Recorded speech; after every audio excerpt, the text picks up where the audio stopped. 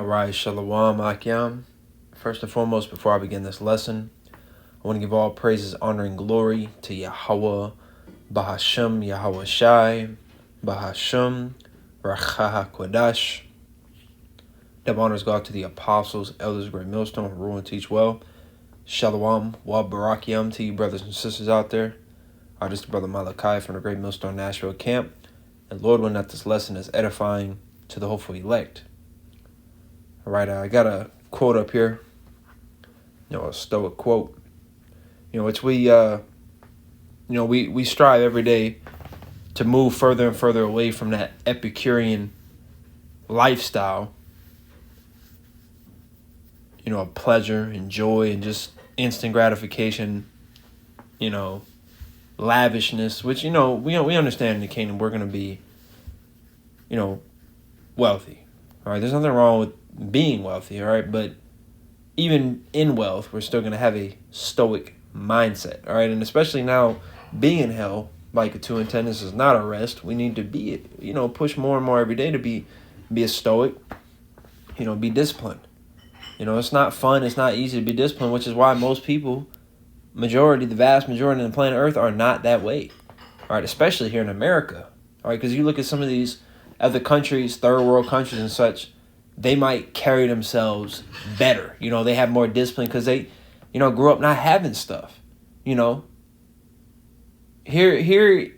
even in like poverty areas in America, you have many people that still chase after that Epicurean lifestyle, and they still don't carry themselves with any type of discipline, even though they don't have much. They're still all about just quick money, fast money, this and that, fast food, But you look at these other countries, some of these, kids and stuff, man, they don't have none of that. And they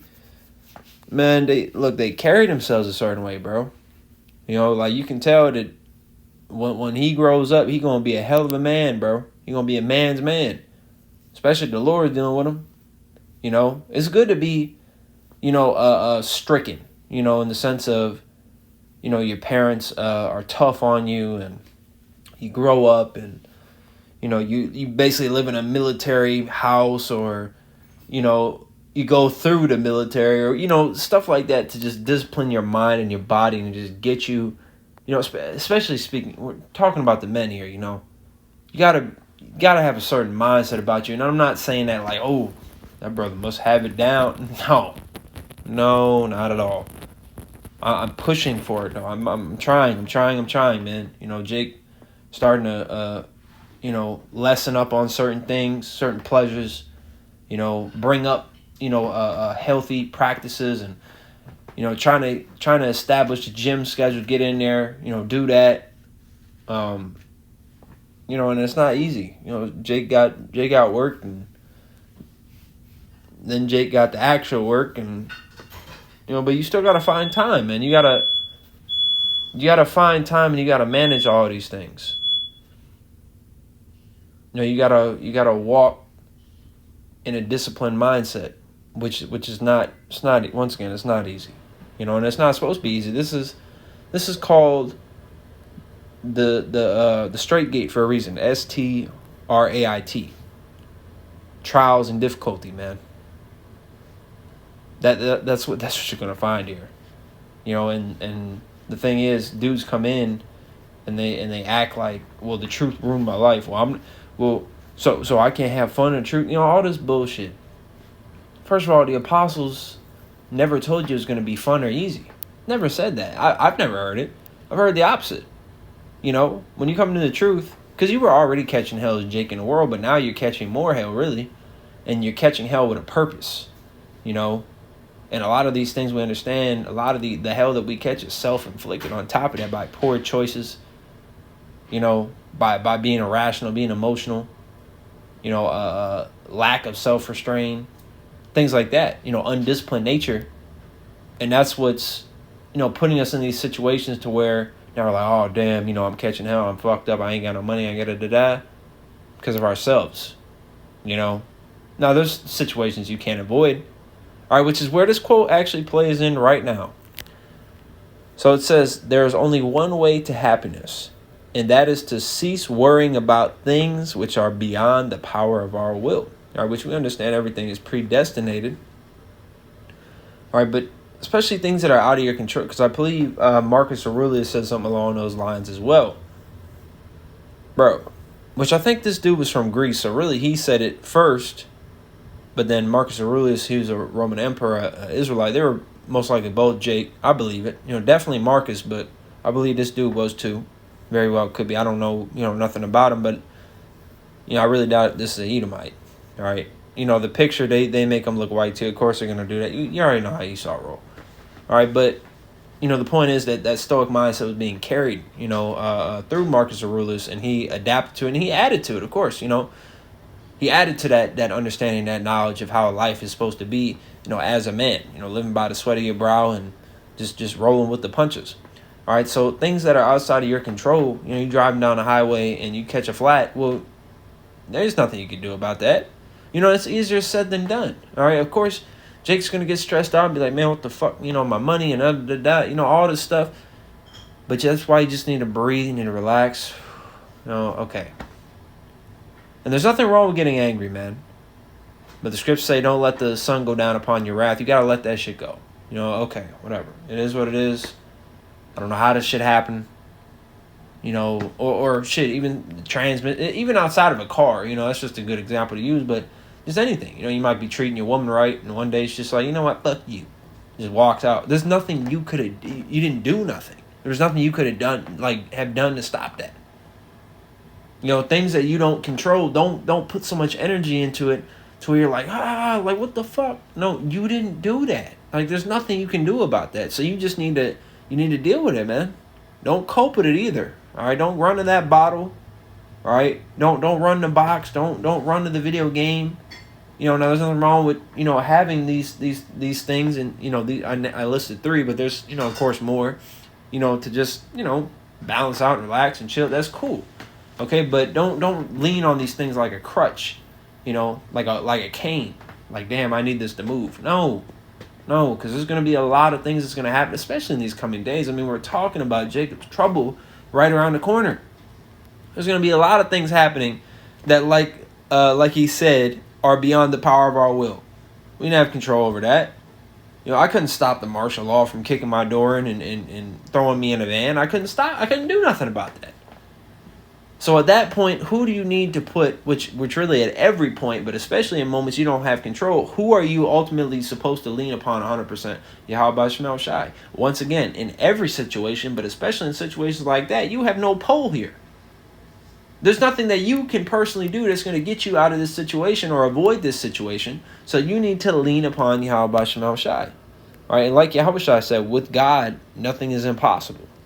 All right, and then Philippians 4:13. We can do all things through Hamashiach, which strengthens us. So I got the word up here for worry.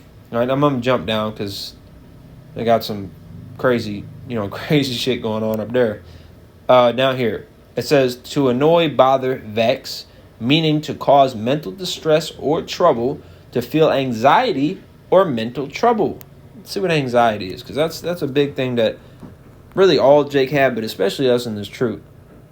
It says apprehension caused by danger, misfortune or error, uneasiness of mind respecting some uncertainty, a restless dread of some evil, distress, troubled in your mind, right? So don't allow things to give you anxiety so much. And it's easier said than done, but we need to work on these things, man. They got herbs for it. They got breathing practices for it. You hit the gym, you work out. That takes off a lot of steam. You take a bath with some herbs. Oils, not herbs. Go get a massage. Just take a nap, rest. Just chill. Just relax. Okay? Let the Lord handle things, bro. How do you believe that the Lord is going to deliver you from nuclear desolation? From cannibals, from martial law, from famine, from all these things, all these plagues, but you don't think that he's going to get you through that eviction notice. You don't think that he's going to get you through losing your job. You don't think he's going to get you through your car breaking down. We can't expect the grand scale of salvation, of deliverance, but then when it comes to minute, small matters, oh, what the fuck am I going to do? What do you mean, what are you going to do? The same thing you've always been doing. Trusting in the Lord. You know, Hebrews 11:6, without faith it's impossible to please him. Just believe, man. Just keep walking. Just go. Just do it, man. Just continue to do your videos. Continue to work out. Continue to pray, fast. Continue to be a brother. And you'll see that you're going to make it through another day yet again. Okay? I've been in this truth for a very small amount of time. But I have found myself in situations that I felt like I was trapped in between four walls and with no door. How the fuck am I getting out of this? And that was years ago. You're going to get out of it, bro. 1 Corinthians 10:13, all right? The Lord, because do you believe you're part of the elect? Be honest with yourself. Do you believe that you're going to make it? If you said yes, then why the hell do you think this water bill is going to be the end of your walk? You're going to make it through that. Because you're predestined to survive. Even if you're a martyr, you're still ultimately surviving in the spirit. You maintained your integrity like Job. So what are you worried about? Stop worrying. Stop. You know, and I know that, and I know, you know, we know how the Lord works, man. I'm going to have to apply this lesson to myself. You know, the Lord might test me tomorrow. You know, with anything. To where I'm put in a situation where I need to make sure I'm not worried. You know, because we get tested every day. We get put in that furnace. Sirach too. So just don't worry. All right, just continue to trust in the Lord. You know, lean on the brotherhood. Pray. There shouldn't be a day rolling by where, damn, I didn't pray today. Why the fuck not? Is the Lord not in any of your thoughts just like the wicked? You should be praying every day. Every morning, every afternoon, every evening. For something.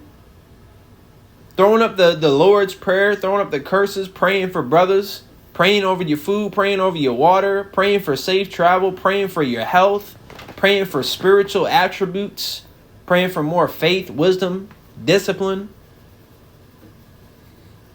Shit, sometimes you just need to talk to the Lord. Not like full blown, but I'm saying, you know, how about Shemel Shai? Just Baba Shah, forgive me and just lead me, you know, down the path that I need to go. You know, just things like that. You mean to tell me you ain't got nothing to pray for? Come on, man. All right, so that's just, you know, something I wanted to put up, and prayer was edifying. You know, Lord willing, it was edifying. Before I close, I want to give all praise to Yahweh, Shemel Shai, Ba'Shem HaKodash. Double honors to the Apostle Elsgray Millstone. Shalom.